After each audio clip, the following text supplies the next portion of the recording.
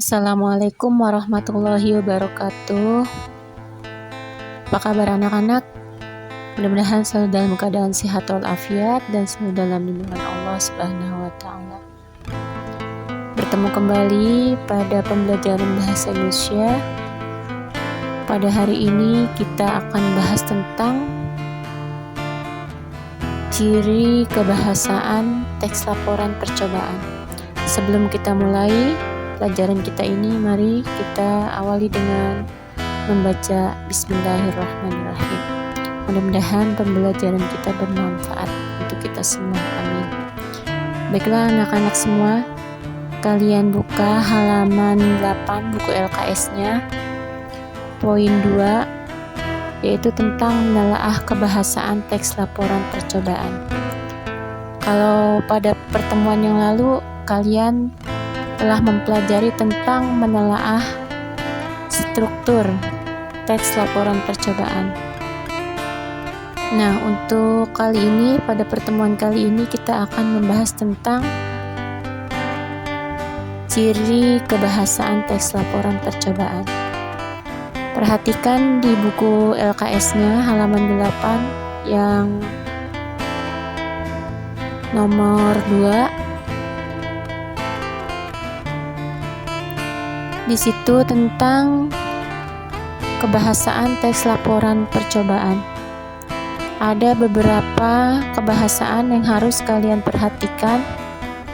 Yang pertama, di dalam teks laporan percobaan terdapat kata umum dan kata khusus. Kata umum adalah kata-kata yang memiliki makna dan cakupan pemakaian yang lebih luas. Jadi yang dimaksud kata umum itu dia mempunyai arti yang sangat luas, umum. Disebut juga dengan hipernim. Istilah lain dari kata umum disebut hipernim. Contoh kata umum. Di situ tercantum ada contoh buah. Nah, di situ kata buah disebut kata umum. Mengapa umum? Karena kata buah itu belum mengandung arti khusus. Misalnya ada contoh begini, saya membeli buah. Masih dalam pertanyaan, buah apa? Nah, itu yang disebut umum. Buah di situ masih umum. Nah, nanti ada yang disebut juga dengan kata khusus. Sebaliknya ya, dari kata umum, kata khusus adalah kata-kata yang ruang lingkupnya atau maknanya lebih sempit. Disebut juga dengan hiponim. Nah, contohnya kata khusus. Di situ lihat, perhatikan, ada kata jeruk, apel, mangga, belimbing dan sebagainya. Nah, tadi itu kata umum, contohnya buah. Nah, itu masih umum. Kata khususnya buah itu terdiri dari ada jeruk, ada apel, ada mangga, ada belimbing, dan sebagainya. Nah, itu yang disebut kata khusus. Contoh lain, misalnya, saya berikan contoh lain, misalnya kata umumnya buku, itu masih umum. Contoh dalam kalimatnya, saya membeli buku. Nah, itu masih dalam pertanyaan, buku apa? Untuk kata khususnya buku, bisa buku tulis, buku gambar, buku cerita, dan sebagainya. Itu yang disebut kata khusus. Nah, yang B, kata tugas. Kata tugas adalah bentuk kata yang menyatakan hubungan suatu unsur dengan unsur yang lain. Dengan kata lain, pada dasarnya kata tugas dapat dijadikan suatu kata dasar dalam pembentukan kata. Dia berkaitan dengan kata depan, konjungsi atau kata hubung, dan partikel. Kata tugas terdiri dari 3. Yang pertama, kata depan atau preposisi. Yang kedua, kata hubung. Yang ketiga, partikel. Contoh kata depan, yaitu dari, dengan, di, dan, ke. Ibu berikan contoh dalam suatu kata. Di rumah, dari sekolah, ke pasar. Nah, itu disebut kata depan.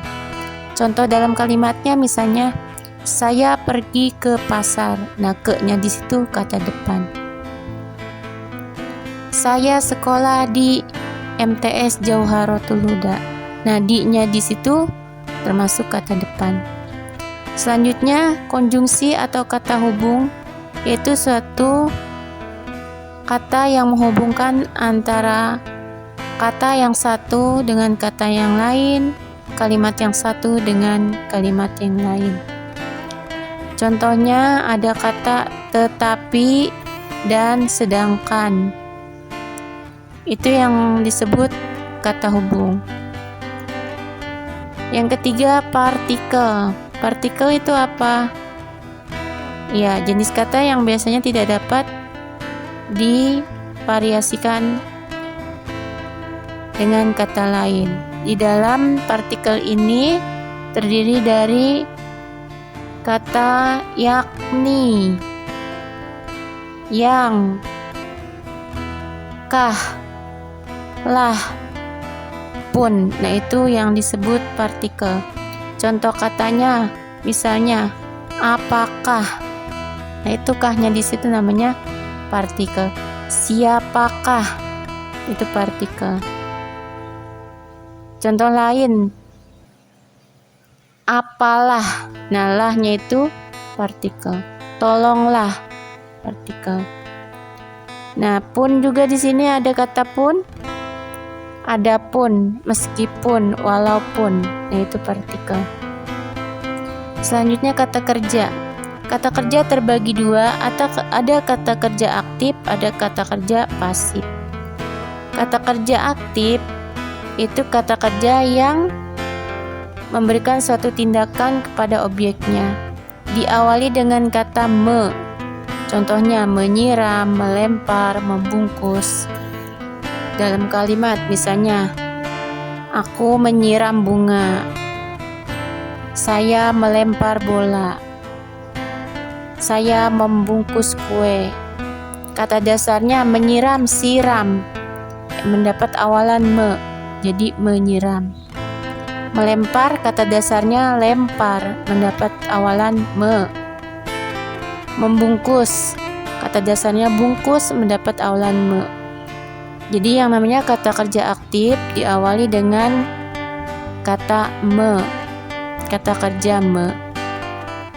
Yang kedua, kata kerja pasif, yaitu kata kerja yang memberi suatu tindakan pada subjeknya. Diawali dengan kata di.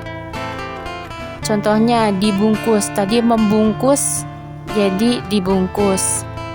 Kalau kata aktifnya membungkus, pasifnya dibungkus. Kata aktifnya menyiram, kata pasifnya disiram. Kata aktifnya melempar menjadi dilempar. Itu ya. Selanjutnya konjungsi urutan. Apa itu konjungsi urutan? Yaitu suatu kata penghubung yang menyatakan urutan tentang suatu hal. Misalnya setelah, selanjutnya, lalu, kemudian. Contoh dalam kalimat, saya beristirahat setelah belajar. Nah, itu setelahnya konjungsi urutan.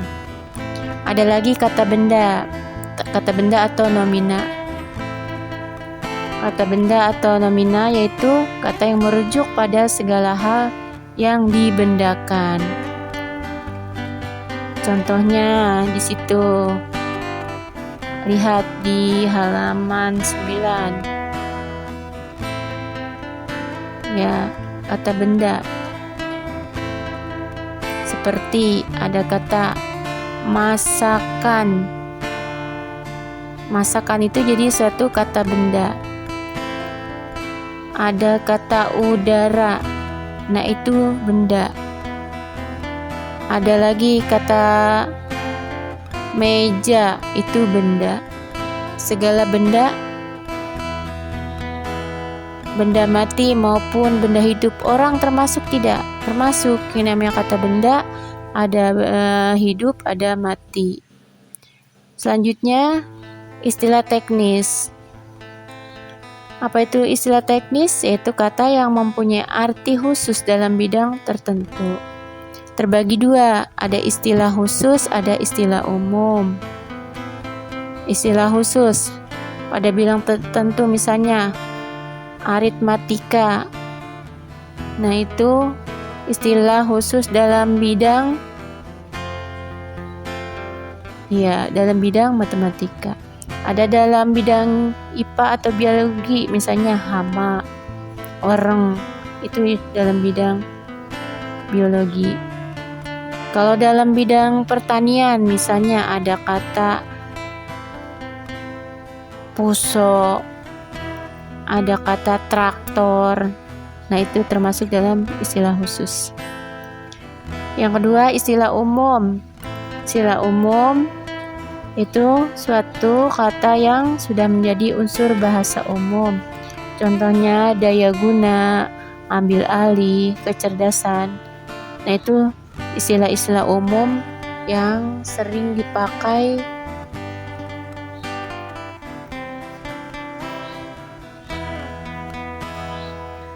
dalam suatu kalimat.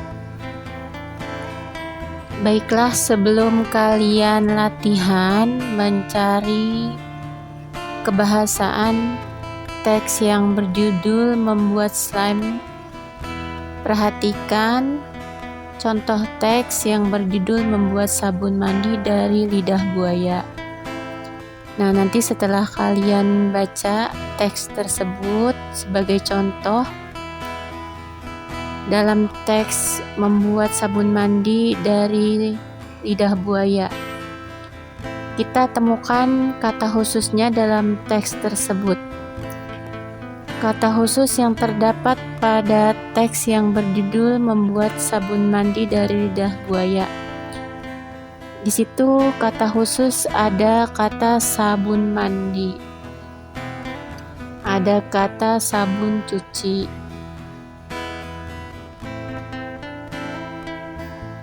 Itu kata khusus.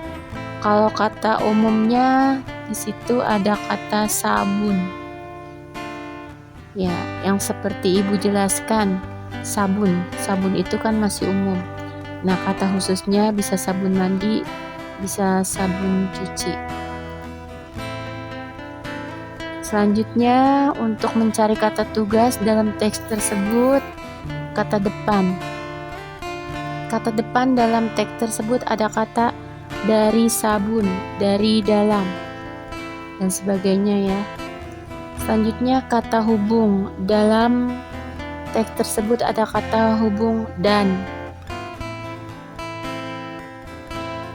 Selanjutnya partikel. Partikel yang ada dalam teks tersebut ada kata aduklah, simpanlah.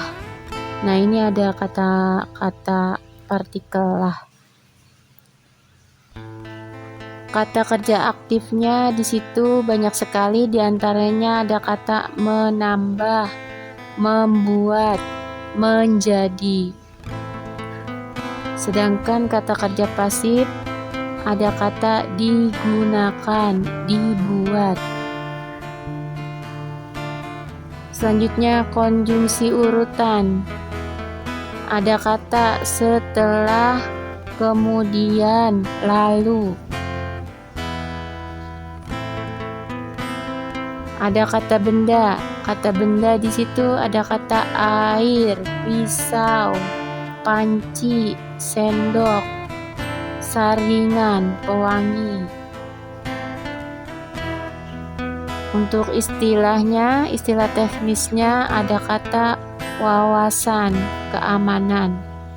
Nah, itu contoh. Jika kalian sudah memahami, selanjutnya kalian baca teks yang berjudul cara membuat slime.